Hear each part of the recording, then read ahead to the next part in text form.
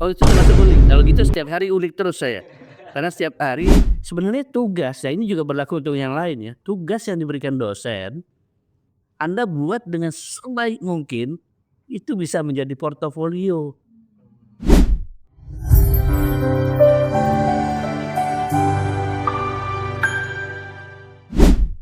Assalamualaikum warahmatullahi wabarakatuh.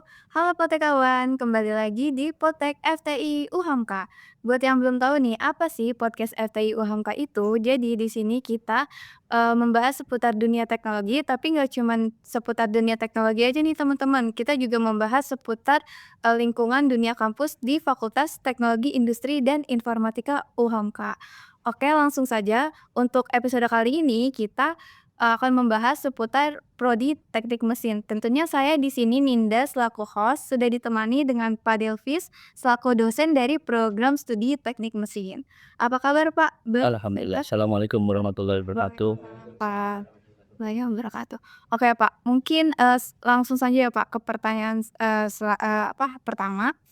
Kan di era perkembangan teknologi ini sudah mulai pesat ya Pak. Menurut Bapak nih, kurikulum teknik mesin ini udah cukup, siap nggak sih Pak untuk menghadapi, industri di masa depan? Ya, kurikulum itu selalu mengalami perubahan sesuai dengan tuntutan zaman, ya. Nah, kita punya acuan ke APSTM dan BKSTM. Jadi itu adalah induk, eee, yang mengacu pada, program studi teknik mesin di seluruh Indonesia. Jadi kita mengacunya ke sana. Pertanyaannya tadi, apakah sudah? Secara umum pastinya sudah, ya. Tapi tetap harus melakukan yang namanya continuous improvement, ya, disesuaikan dengan perkembangan teknologi. Jadi kalau dikatakan apakah sudah? Sudah dan akan terus berkembang, insya Allah seperti itu. Jadi gitu jawaban singkatnya ya. Jawaban singkatnya berarti sudah siap ya Pak untuk menghadapi, Betul, insya Allah teknologi ini? selalu setuju. Oke, mungkin, menurut Bapak nih, apakah, pembelajaran teknik mesin tuh dengan kerjasamanya dengan, universitas ini udah relevan belum sih, Pak? Kerjasama dengan universitas mungkin maksudnya mungkin, apakah universitas sudah memberikan kewenangan atau Fasilitas fasilitasi yang mumpuni ya, yang baik untuk itu. So far is so good ya, jadi untuk itu ya support dari universitas tentunya ada dan banyak sekali ya. Tapi sama seperti tadi, kita harus tetap meningkatkan terus supporting itu ya. Salah satunya adalah kebebasan dalam hal berinovasi, itu yang paling penting ya di teknik mesin itu, kemampuan kita untuk mengadop komunikasi kemudian mengembangkan teknologi yang ada itu, fasilitasi dari universitas itu sangat diharapkan sebesar-besarnya memang ya, jadi seperti itu. Berarti, yang paling penting itu dari fasilitas kampusnya, ya, Pak? Apakah sudah memenuhi atau belum? Jadi, kalau dilihat dari Fakultas Teknologi Industri dan Informatika ini, tentunya udah cukup mumpuni ya, Pak, mesin-mesinnya? Dari skala dasar kita sudah, cukup ya, tapi tadi kan disebutkan, apakah bisa menjawab tantangan perkembangan teknologi, ya kan? Nah itu harus tetap berkembang, jadi dosen, mahasiswa juga dalam hal ini dituntut untuk ikut mengembangkan. Jadi kita membuat yang ada istilah namanya, mador mesin. Mador mesin itu apa? Mador mesin itu adalah bagaimana membuat satu mesin yang bisa membuat mesin lainnya. Nah itu yang kita kembangkan itu terus. Jadi, alat-alat praktikum di lab juga di-develop oleh mahasiswa dan dosen. Itu idealnya seperti itu. Saat ini sudah ada belum? Sudah ada, tapi masih akan terus kita tingkatkan. Jadi seperti itu. Berarti untuk di lab FTI sendiri, mandornya tuh dari mahasiswa itu sendiri ya, Pak? Apanya? Kepala labnya? Ya, agak ini ke mandor tadi ya. Jadi ya, ada kepala kepala lab atau disebut dengan laboran.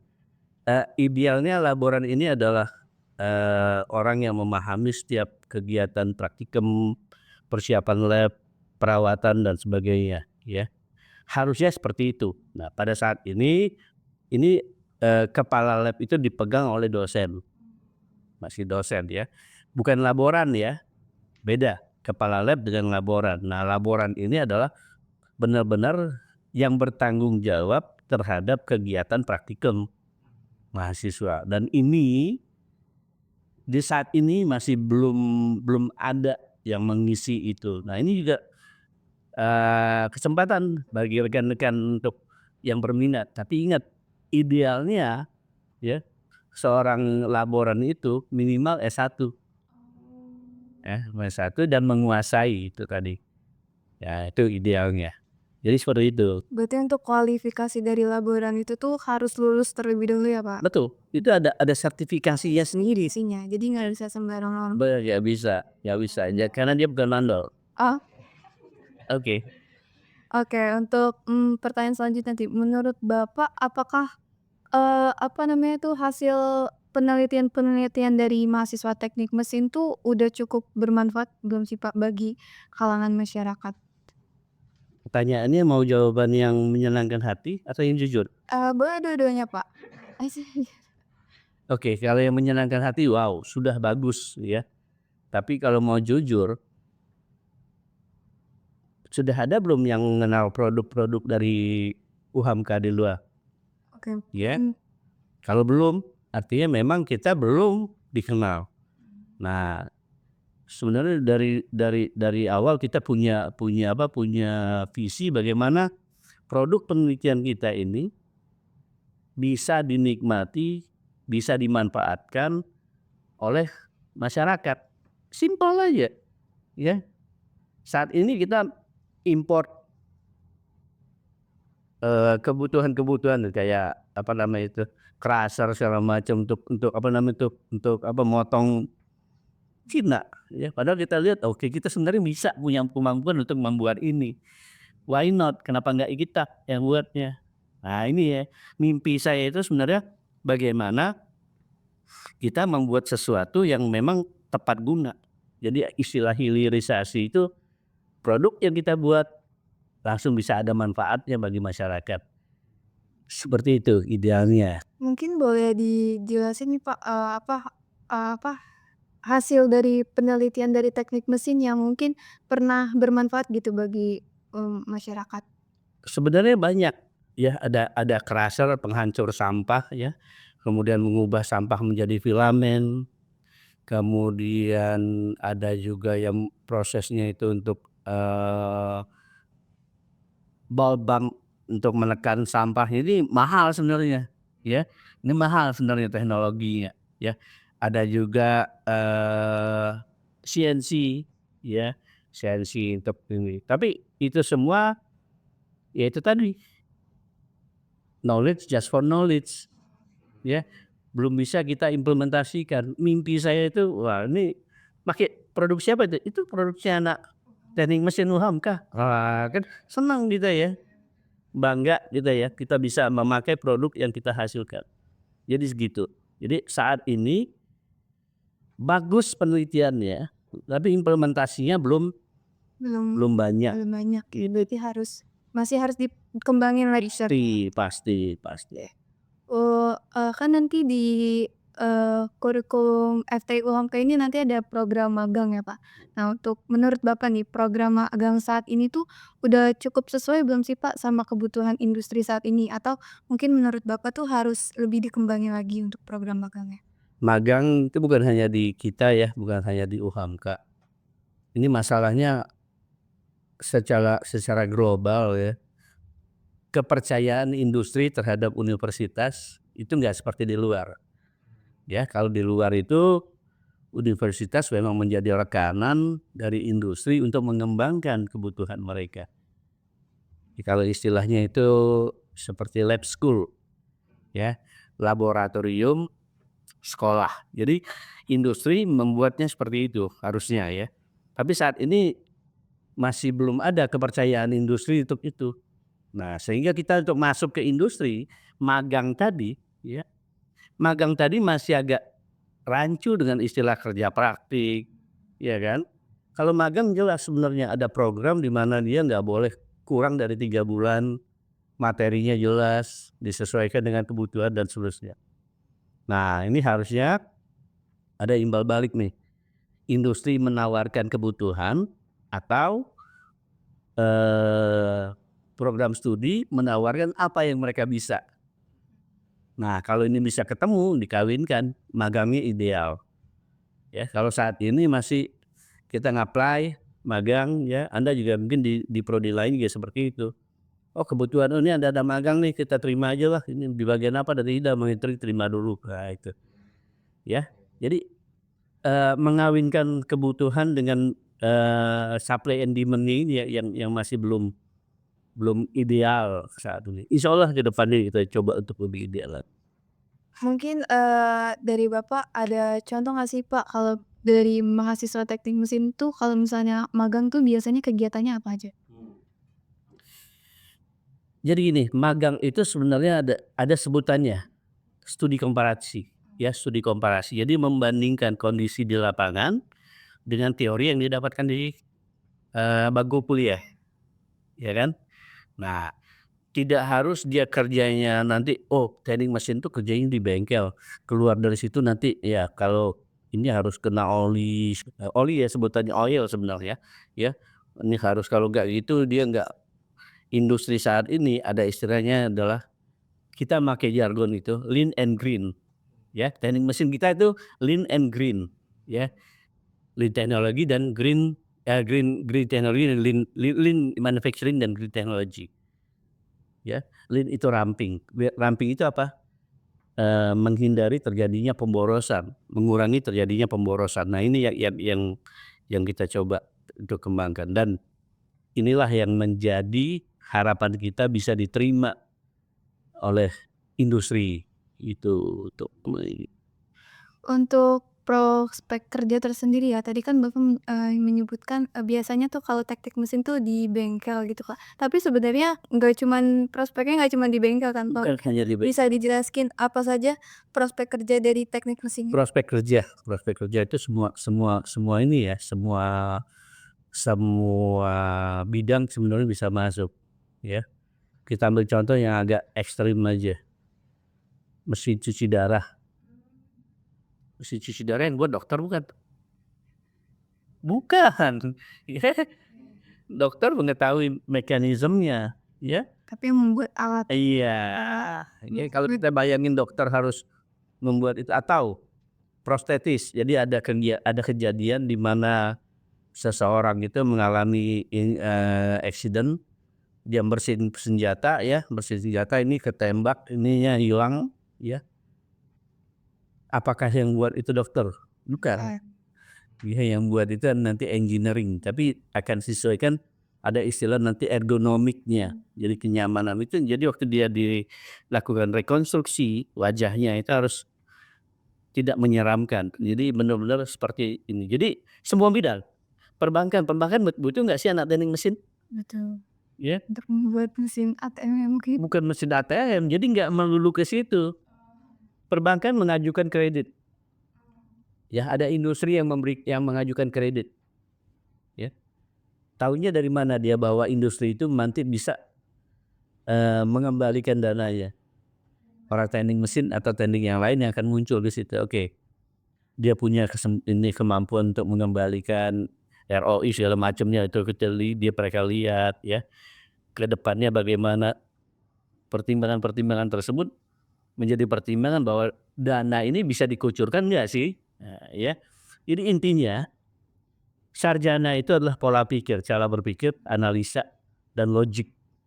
Jadi jangan batasin, kalau nggak kerja di sini saya nggak mau kerja, ya. Jadi, sangat luas, ya. Kalau memang mau yang berhubungan langsung dengan itu, ya larinya ke industri, teknik mesin, ya.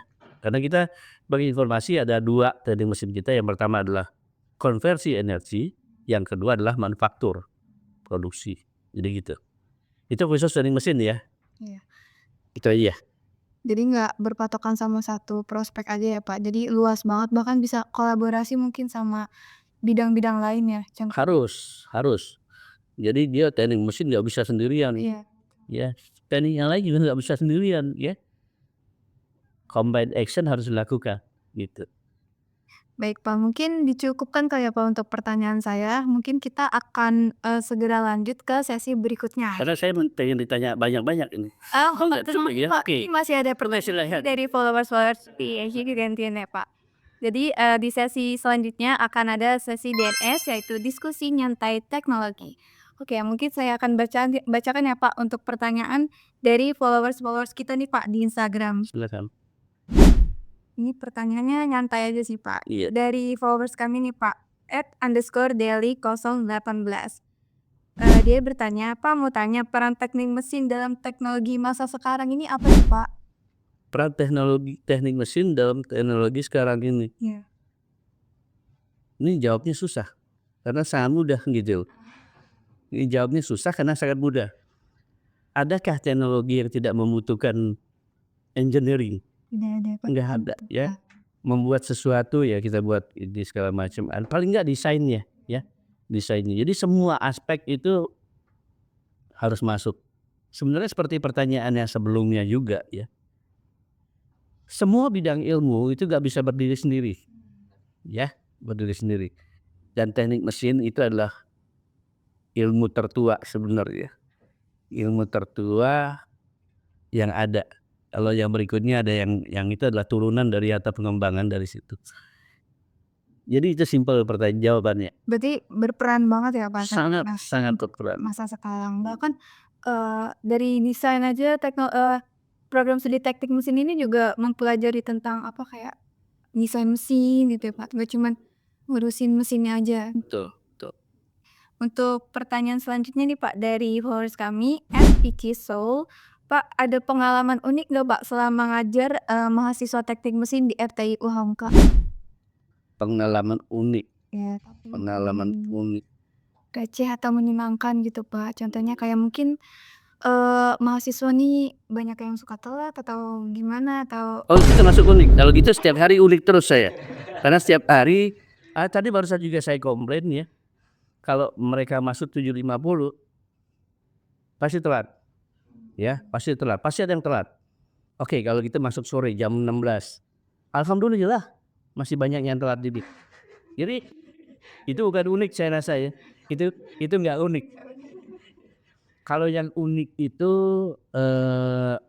mahasiswa itu diberikan satu, dia minta lebih. Nah ini yang unik yang saya, waduh ini kayaknya bagus banget. Ada beberapa seperti itu. Dan alhamdulillah nanti mungkin lain waktu Anda bisa undang berita mereka ya, alumni ini ya, masuk orang yang unik ya.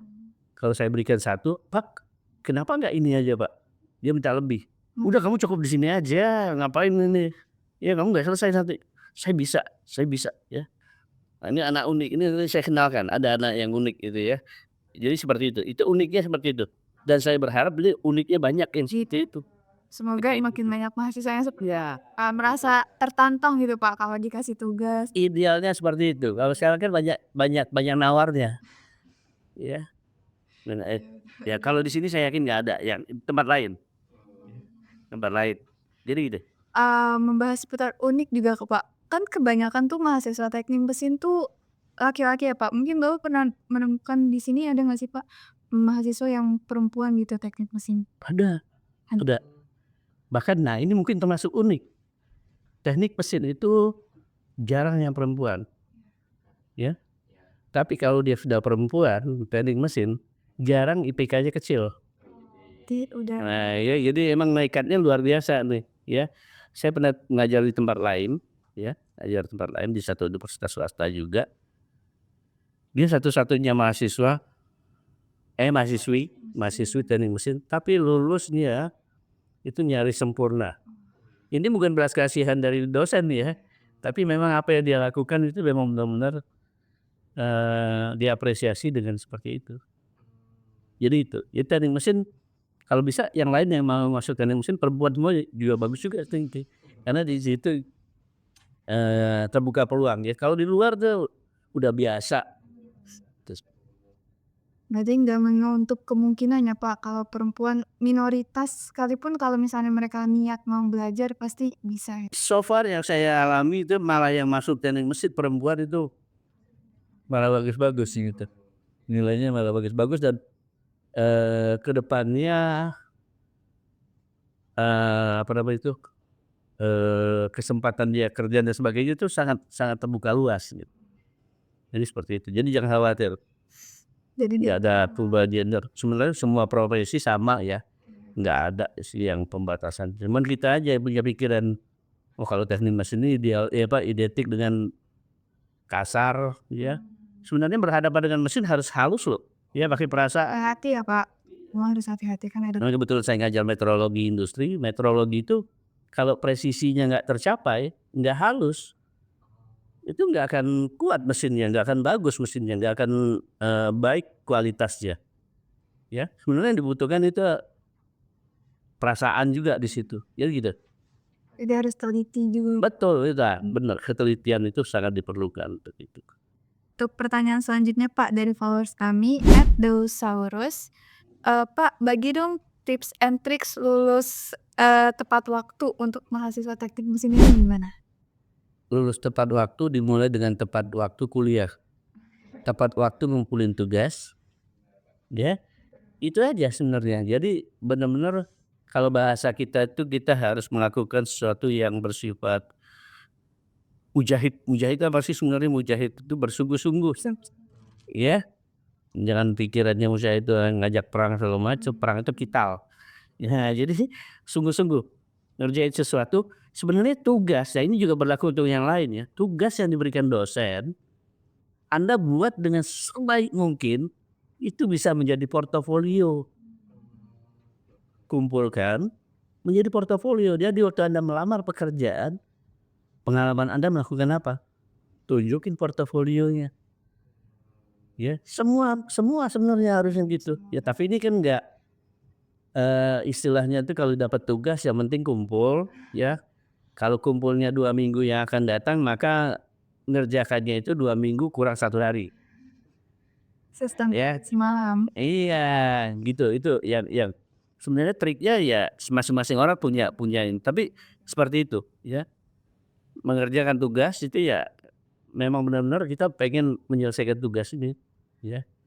Kalau nggak ngerti jangan malu-malu nanya. Kemudian referensi juga banyak, ya, sudah sangat tidak terbatas referensi yang ada di ini sekarang, ya, seperti itu. Berarti untuk tips and tricks-nya tuh nggak susah-susah banget ya, Pak? Cukup melakukan hal-hal sederhana kayak datang kuliah tepat waktu, ngerjain tugas-tugasnya juga harus tepat waktu gitu. Sungguh-sungguh jadi Disiplin. bener-bener jangan separuh-separuh, kalau separuh-separuh juga lulusnya juga untung-untungan itu. Iya. Jadi tergantung dari individu mahasiswa itu sendiri ya, Pak, kalau mau lulus tepat waktu tuh gimana? Betul betul. Karena Jadi nggak ada theoretical yang diajarkan secara secara baku, nggak ada seperti itu. Oke, baik Pak, mungkin sudah dicukupkan ya Pak untuk sesi DNS kali ini. Kebetulan, pertanyaannya juga nanti kalau misalnya ada pertanyaan lanjut mungkin bisa dibahas di episode selanjutnya ya Pak. Silakan, saya happy sekali kalau memang ada yang seperti itu, ya. Terima kasih. Siap. Oke, mungkin, sudah dicukupkan untuk pembahasan seputar program studi teknik mesin. Terima kasih kepada Putikawan yang sudah menonton dari awal sampai akhir. Jangan lupa untuk kasih like, comment, and subscribe, dan jangan lupa juga untuk follow akun, media sosial FTI UHAMKA seperti Instagram, YouTube, Twitter, dan TikTok kami. Eee Jika kalian ada pertanyaan, kalian bisa komen-komen atau, DM di Instagram kami ya. Sampai bertemu di episode selanjutnya. Wassalamualaikum warahmatullahi wabarakatuh.